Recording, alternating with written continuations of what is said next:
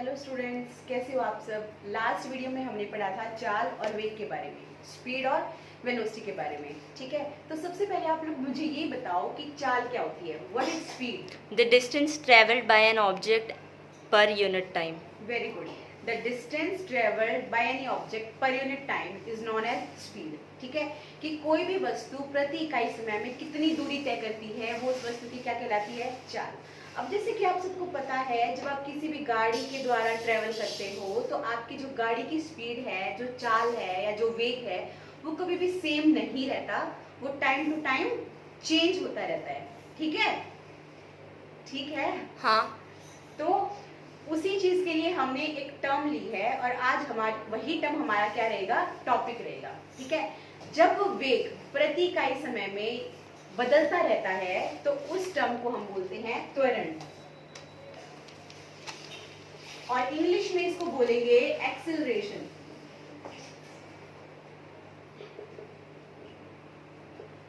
ठीक है, कि प्रति इकाई समय में किसी भी वस्तु के वेग में कितना परिवर्तन होता है, वही उस वस्तु का क्या कहलाएगा? त्वरण कहलाएगा। ठीक है, और उसी को इंग्लिश में क्या कहेंगे? Acceleration. Change in velocity per unit time is known as acceleration. आप इसको ऐसे भी लिख सकते हो, वेग में परिवर्तन की दर। ठीक है, या फिर आप बोल सकते हो rate of change of velocity. ठीक है, तो यहाँ पे जो वर्ड है दर हिंदी में, और इंग्लिश में जो वर्ड है रेट, इन दोनों का जो रिलेशन होता है वो होता है टाइम से। पर यूनिट टाइम, प्रति इकाई समय, इसका मतलब ही यही होता है। ठीक है, वेग में परिवर्तन की दर, इसका मतलब प्रति इकाई समय में वेग में परिवर्तन, वो आपका क्या कहलाएगा? त्वरण। एक छोटा सा एग्जांपल दूंगी इसको समझाने के लिए। जैसे मैं ये कहती हूँ, जब हम घर से चले, अप्रोक्सीमेट हम चलते हैं 11 o'clock पे, तब जो हमारी गाड़ी की स्पीड है वो है 8 मीटर पर सेकेंड। ठीक है, उसके बाद 11:01 पर जो गाड़ी की स्पीड है वो हो जाती है 16 मीटर पर सेकेंड। ठीक है, तो आप क्या देख रहे हो कि टाइम इंटरवल कितना है यहाँ पर? 1 मिनट। ठीक है, और वेग में कितना चेंज आया? 16 - 8। इतना चेंज आया ना कि हमारा वेग 8 से 16 हो गया, तो चेंज कितना आया? 8 मीटर पर सेकेंड का चेंज आया। ठीक है, तो ये चेंज कितने टाइम में आया है? 1 मिनट में। ठीक है, तो आप इस टाइम को क्या करोगे? सेकेंड में चेंज कर लोगे, तो 1 मिनट में कितनी सेकेंड्स होती हैं? 60 सेकेंड्स होती है। ठीक है, तो 60 सेकेंड्स में आपके वेग में कितना परिवर्तन हुआ? 8 मीटर पर सेकेंड का। अब आप इसको 1 सेकेंड में देखो, 1 सेकेंड में कितना चेंज होगा? That is 8/60। तो आप इसको सॉल्व कर लेना, तो आपको पता चल जाएगा कि आपका एक्सेलरेशन कितना है, कि प्रति इकाई समय में, मतलब 1 सेकेंड में वेग में कितना परिवर्तन आ गया, वो आपका क्या कहलाएगा? त्वरण। और इस त्वरण को निकालने के लिए हमारे पास एक छोटा सा फॉर्मूला भी है, और हम चाहते हैं हम उस फॉर्मूले का यूज करके एक्सेलरेशन को फाइंड आउट करें। ठीक है, जैसा कि डेफिनेशन बता रही है, एक्सेलरेशन क्या होता है? Rate of change of velocity.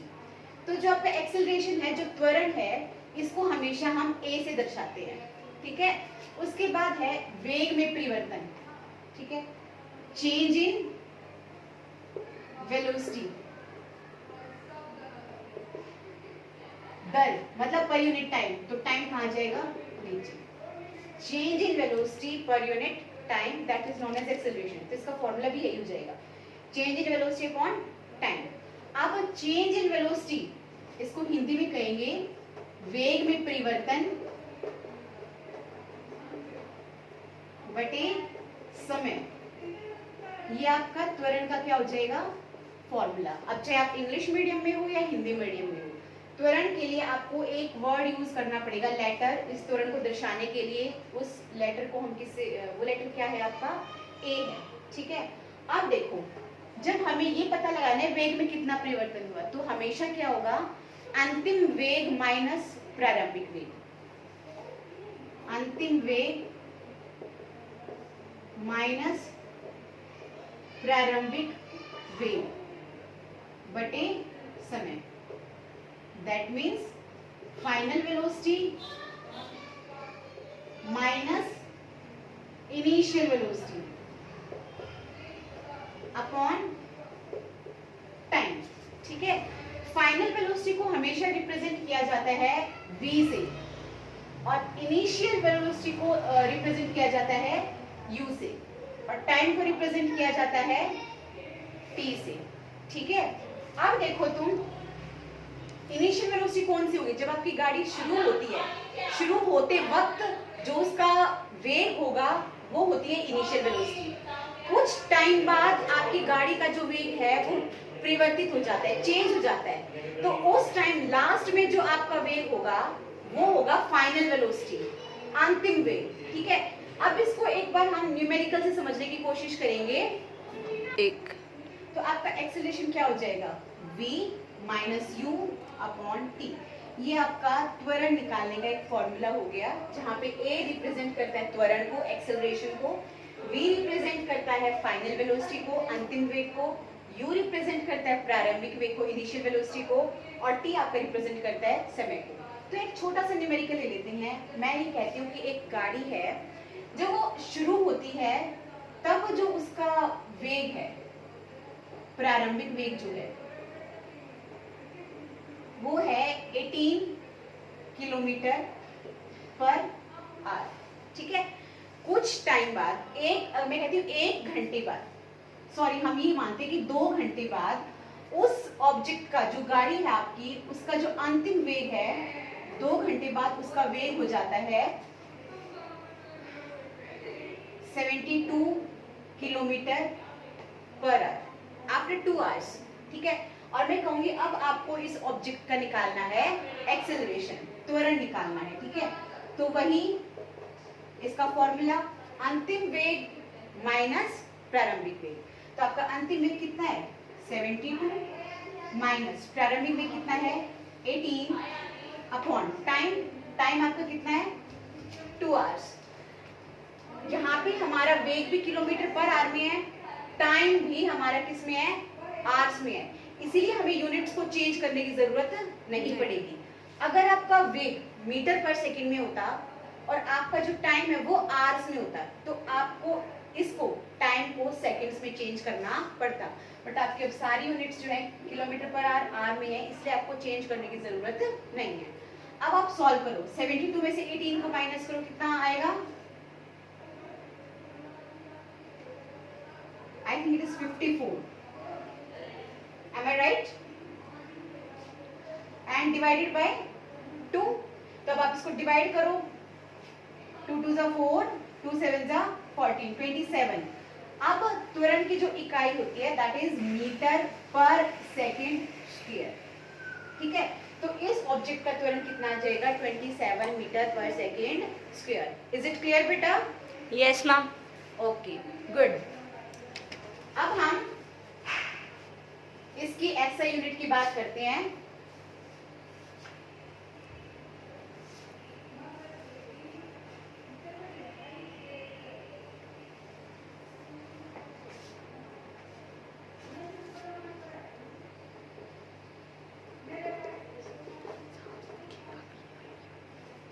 SI unit of acceleration, जैसा कि आपने फॉर्मूले में पढ़ा था, ऊपर आपका था चेंज इन वेलोसिटी,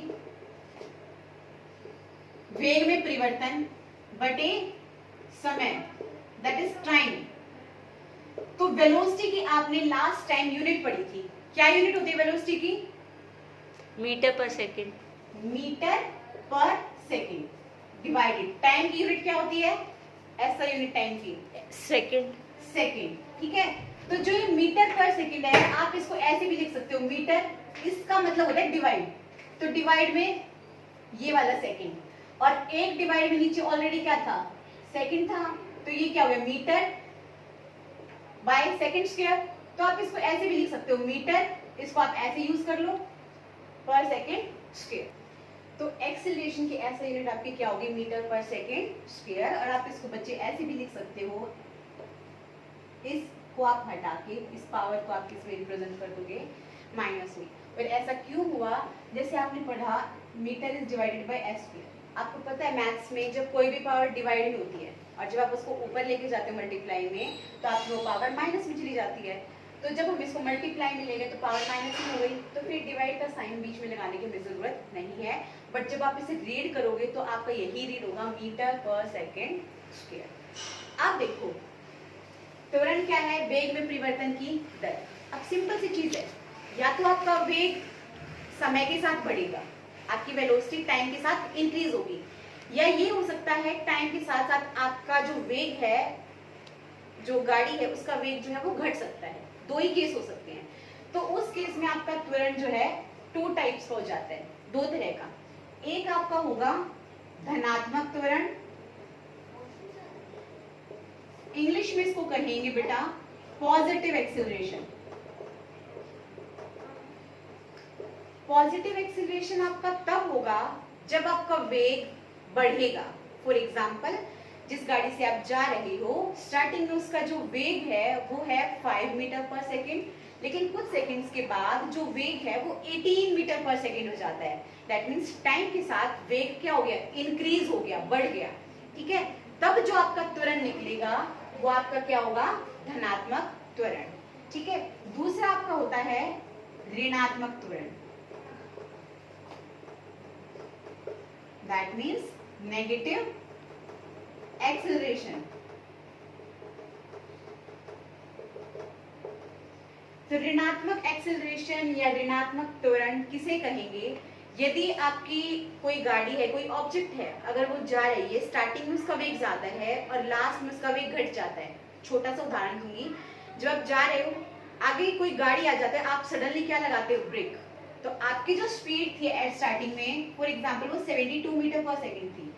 जैसे ही आपने ब्रेक अप्लाई की, ब्रेक अप्लाई करते ही आपकी जो गाड़ी है उसका वेग आ जाता है 5 मीटर पर सेकेंड।